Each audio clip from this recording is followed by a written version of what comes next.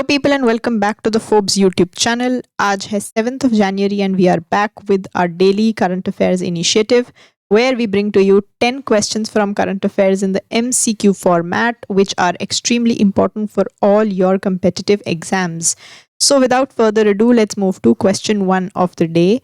Following the authorization from Government of India, ICICI Bank has launched capital gains account scheme. From which date has this scheme become effective? Bharat सरकार से मंजूरी मिलने के बाद ICICI bank ने capital gains account scheme launch की है। यह स्कीम किस तारीख से लागू हुई है? तो ये जो स्कीम है ये ऑलरेडी इंडियन स्कीम है सिंस द ईयर 1988। और क्वेश्चन ये भी पूछा जा सकता है कि लेटेस्ट कौन सा बैंक है जिसने कैपिटल गेन्स अकाउंट स्कीम को लॉन्च कर दिया है। So answer would B ICICI bank. और ये कौन सी डेट से शुरू होता है यहाँ इस बैंक में?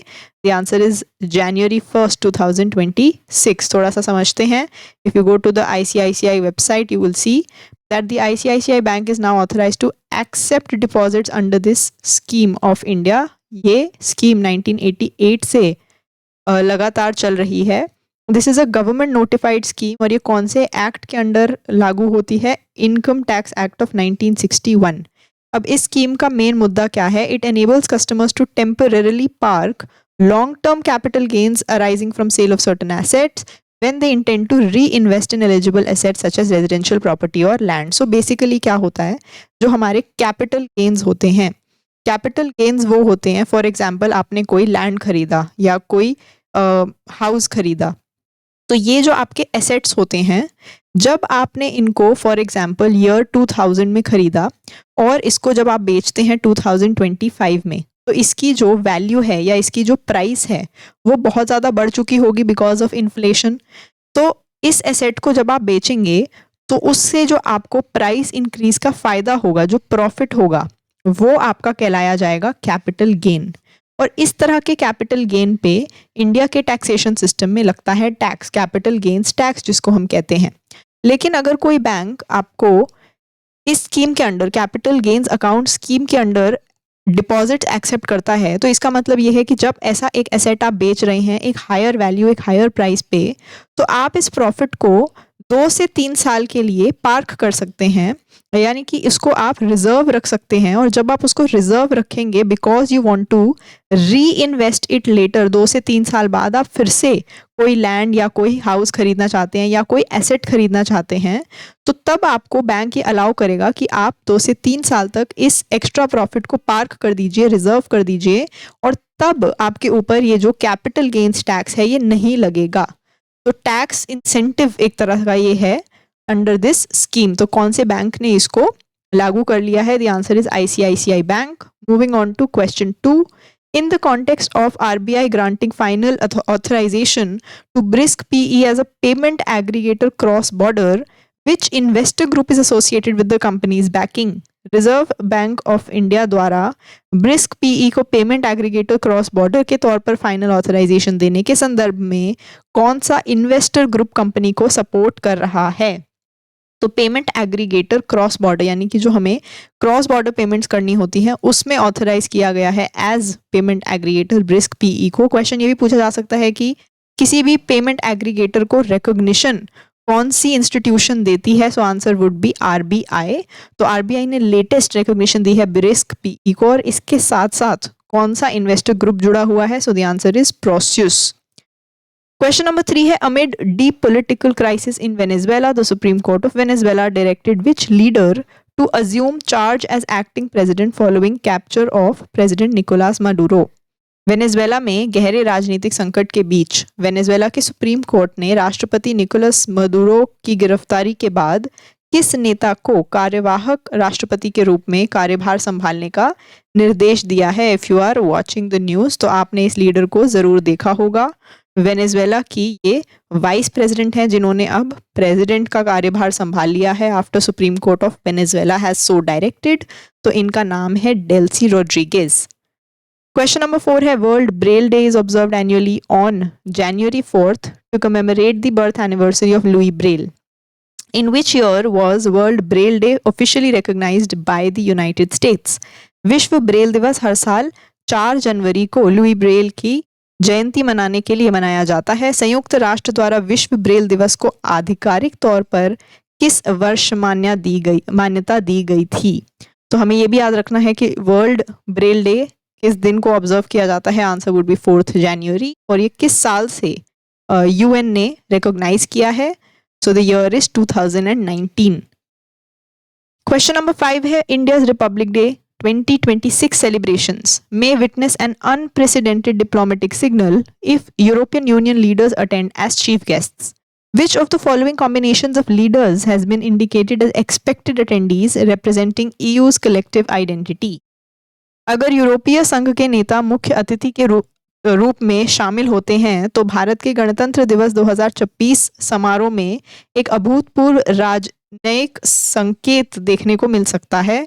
नेताओं के निम्नलिखित में से किस समूह को ईयू की सामूहिक पहचान का प्रतिनिधित्व करने वाले संभावित मेहमानों के रूप में बताया गया है? तो इनमें से कौन से लीडर्स हैं फ्रॉम द यूरोपियन यूनियन जो मोस्ट प्रोबेबली अटेंड करने वाले हैं Republic day celebrations of India in 2026, जो कि अनप्रेसिडेंटेड होगा, ऐसा पहले कभी नहीं हुआ है, और ये एक बहुत ही बड़ा डिप्लोमेटिक सिग्नल होगा from the European union leaders. So the answer is Ursula von der Leyen and Antonio Costa. ये बेसिकली आपके यूरोपियन कमीशन और यूरोपियन काउंसिल रिस्पेक्टिवली के प्रेसिडेंट्स हैं।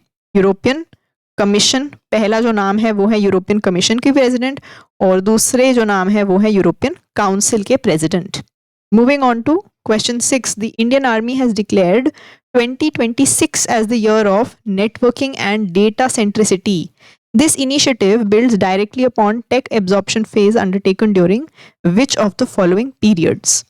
भारतीय सेना ने 2026 को नेटवर्किंग और डेटा सेंट्रिसिटी का वर्ष घोषित किया है।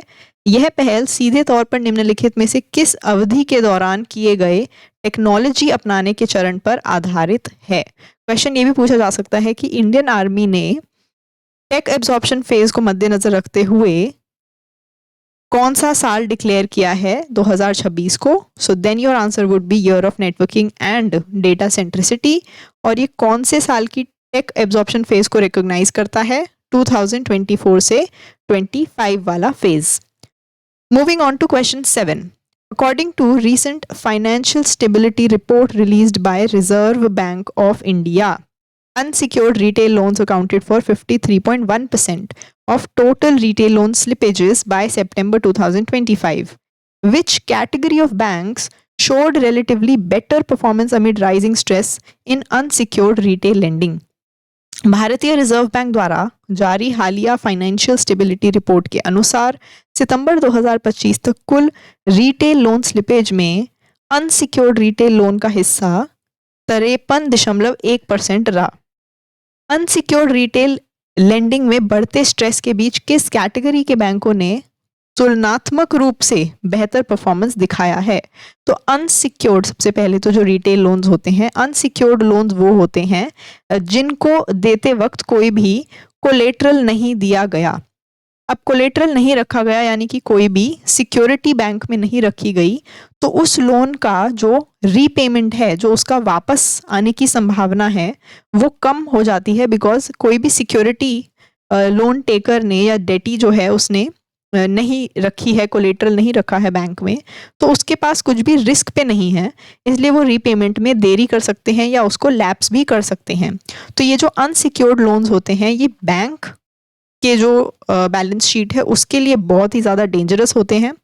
और ऐसा देखा गया अकॉर्डिंग टू आरबीआई की फाइनेंशियल स्टेबिलिटी रिपोर्ट कि 53.1% जो टोटल लोन्स थे वो अनसिक्योर्ड थे, लेकिन फिर भी एक कैटेगरी ऑफ बैंक है जिसने कंपैरेटिवली रिलेटिवली थोड़ा बेटर परफॉर्म किया है, and that type of bank is public sector banks. तो out of the other types of bank जो पब्लिक सेक्टर बैंक्स हैं उन्होंने फिर भी मैक्सिमम लोन्स को कोशिश किया कि वो कोलेटरल के साथ ही दिए जाएं। इस क्वेश्चन में से हमें एक और फैक्ट याद रखना है कि ये जो फाइनेंशियल स्टेबिलिटी रिपोर्ट है ये कौन सा इंस्टीट्यूशन रिलीज करता है? So answer is RBI. Let's move to question 8. प्रधानमंत्री मातृ Vandana Yojana, which completed 9 years in 2026, is currently implemented under which of the following broader umbrella programs? प्रधानमंत्री मातृ वंदना योजना जिसने 2026 में 9 साल पूरे किए, वर्तमान में निम्नलिखित में से किस बड़े अम्ब्रेला कार्यक्रम के तहत लागू की जा रही है? इनमें से कौन सा अम्ब्रेला प्रोग्राम है या स्कीम है जिसके अंडर मातृवंदना योजना आती है? तो द आंसर इज मिशन शक्ति। मिशन शक्ति में बेसिकली विमेन ओरिएंटेड जो हमारी स्कीम्स हैं वो लिस्टेड हैं। Moving on to question 9, according to data released by RBI, India's forex reserve stood at $696.61 billion as of December 26, 2025. Which of the following components is not included in India's forex reserves? ये हमने कल भी one of the questions में देखा था कि जो हमारा forex reserve का value है that has touched $696.61 billion. तो ये हमें फैक्ट यहाँ से भी रिवाइज भी हो जाता है और हमें याद भी रखना है। भारतीय रिजर्व बैंक द्वारा जारी आंकड़ों के अनुसार 26 दिसंबर 2025 तक भारत का विदेशी मुद्रा भंडार $696.61 बिलियन था। निम्नलिखित में से कौन सा घटक भारत के विदेशी मुद्रा भंडार में शामिल नहीं है? तो हमारे जो फॉरेक्स रिजर्व्स हैं उसके कंपोनेंट्स में 4 कंपोनेंट्स हैं, तो 4 में से कौन सा यहाँ पर एक्स्ट्रा है? And the answer is equity capital invested bye foreign institutional investors. तो ये जो हमारा FII है ये हमारा कैपिटल अकाउंट में काउंट होता है इंस्टेड ऑफ फॉरेक्स रिजर्व्स। इसकी जगह foreign currency assets, gold holdings और SDRs के साथ साथ जो हमारा IMF में जो इंडिया का रिजर्व ट्रांच है, फोर्थ कंपोनेंट, ये होता है हमारा for forex reserves of India. Last question of the day है, which union ministry has recently unveiled a new logo along with its first ever mascot named सांख्यिकी to enhance public engagement and statistical awareness? हाल ही में किस केंद्रीय मंत्रालय ने लोगों की भागीदारी और सांख्यिकी जागरूकता बढ़ाने के लिए अपने पहले मैस्कॉट जिसका नाम सांख्यिकी है के साथ एक नया लोगो लॉन्च किया है? तो इसमें से कौन सी मिनिस्ट्री है जो आपको लगता है सांख्यिकी नाम का मैस्कॉट लॉन्च करेगी? एंड यहाँ पर एक हिंट हमें डायरेक्टली मिलता है फ्रॉम द क्वेश्चन, बिकॉज यहाँ कह रहे हैं it is to enhance public engagement and statistical awareness. तो कौन सी मिनिस्ट्री है जो स्टेटिस्टिकल अवेयरनेस से डील करती है? Obviously the answer is ministry of statistics and programme implementation, MOSPI. With this we finish off our 10 questions of the day. If you like the video, then please subscribe to our channel and follow us on all our social media channels. For ebooks, e-PDFs and lots of daily updates for free, you have to join our Telegram. The link is in description. Thank you, bye-bye, and keep learning.